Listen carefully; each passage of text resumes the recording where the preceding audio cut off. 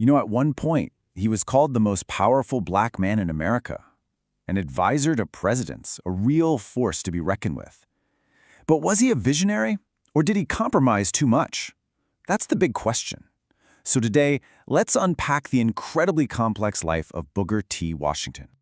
And it's hard to overstate his influence. We're talking about the turn of the 20th century, from about 1890 to 1915. For that entire period, he was the primary leader in the African-American community. He had the ear of politicians, philanthropists, you name it. He was a major, major player.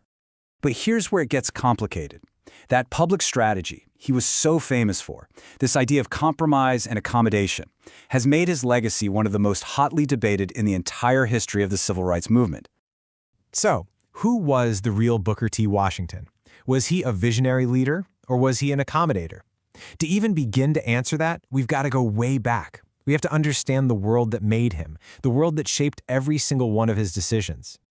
And his journey starts in about the harshest circumstances you can possibly imagine. He was born into slavery in Virginia back in 1856.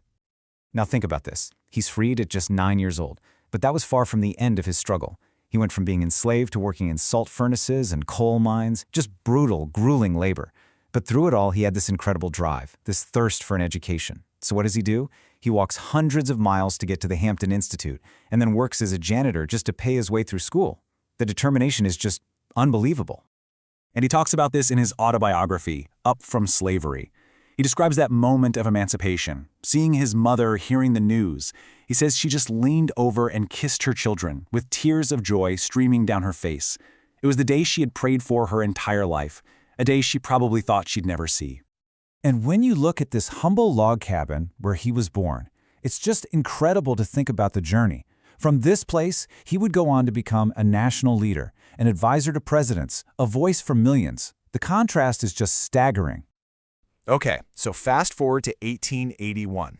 Washington is just 25 years old. 25! And he gets this huge opportunity. He's chosen to lead a brand new school down in Alabama. You might have heard of it, the Tuskegee Institute. And this is where you really see his philosophy in action. It was literally built into the foundations of the school. He didn't just show up to a finished campus. He had the students build it themselves, from the ground up. They made their own bricks, they constructed their own classrooms, they grew their own food. The whole idea was to embed this value of practical skills and self-reliance into the very heart of the institution. And this really gets to the core of his vision for what he called racial uplift. It was all about building economic strength, building pride through self-help and practical, hands-on education. The goal wasn't just to pump out farmers and tradesmen. No, the idea was to create teachers, leaders, who would then take those skills and spread them throughout Black communities all across the South. All right, so this philosophy he's been building, well, it all comes to a head in 1895. He gives a speech in Atlanta that becomes the most famous and, the most controversial moment of his career. This one speech would define his public image for decades to come. So what did he say? Well, in a nutshell, he proposed a deal. It came to be known as the Atlanta Compromise. The idea was that Southern Black people would agree to work hard and submit to white political rule. And in exchange, Southern whites would guarantee that Black people would get access to basic education and economic opportunities. He was basically saying, let's put the fight for civil rights on the back burner for now and focus on building economic power first.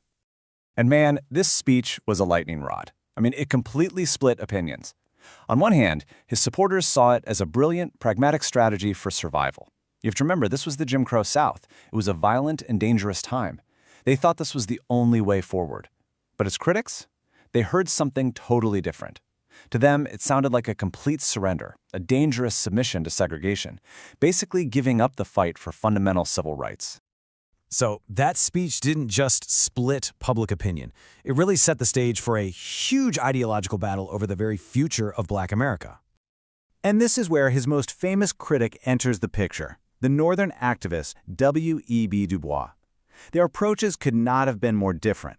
While Washington was preaching patience and focusing on industrial education, Du Bois was demanding full civil rights, political power, and higher education for what he called the talented 10th, right now. Du Bois even gave Washington a nickname that stuck, the Great Accommodator. But here's the twist. While Washington was publicly preaching moderation, this goes slow approach, his actions behind the scenes told a completely different story. It turns out Washington had a secret. And this is where things get really fascinating. It turns out he was living a kind of double life. Publicly, he's the peacemaker. But privately, he was secretly funding major legal battles against segregation. He was channeling huge amounts of money to fight voter registration restrictions. He even financed court cases that went all the way to the Supreme Court. It was this incredible dual strategy. So that brings us back to the big question, right? How are we supposed to remember a figure this complex? A guy who is playing both sides of the struggle, in a way. Well, his public legacy is pretty clear. It's cemented in monuments like this one at Tuskegee. The inscription celebrates him for lifting the veil of ignorance and pointing the way to progress through education. And you can't deny his monumental contributions on that front. And if you want a number to really grasp the scale of his impact, just look at this. His partnership with just one philanthropist, Julius Rosenwald, helped build over 5,000, let that sink in, 5,000 schools for Black children across the rural South. That created educational opportunities on a scale that was just unheard of at the time. So in the end, his legacy is still a battleground. You have this incredible, tangible foundation of education and economic power that he built, but you have to weigh that against what critics say was the cost of his public compromises, arguing that his accommodation of white supremacy actually delayed a more direct and maybe more necessary fight for equality. Was he a pragmatist, doing what he had to do in an impossible time, or was he a barrier to progress? Ultimately, the question about Booker T. Washington isn't just about one man's life. It's a much bigger question about the strategies we use in the long, complicated, and ongoing fight for justice. What's necessary, and what's justifiable? It's something we're still debating today.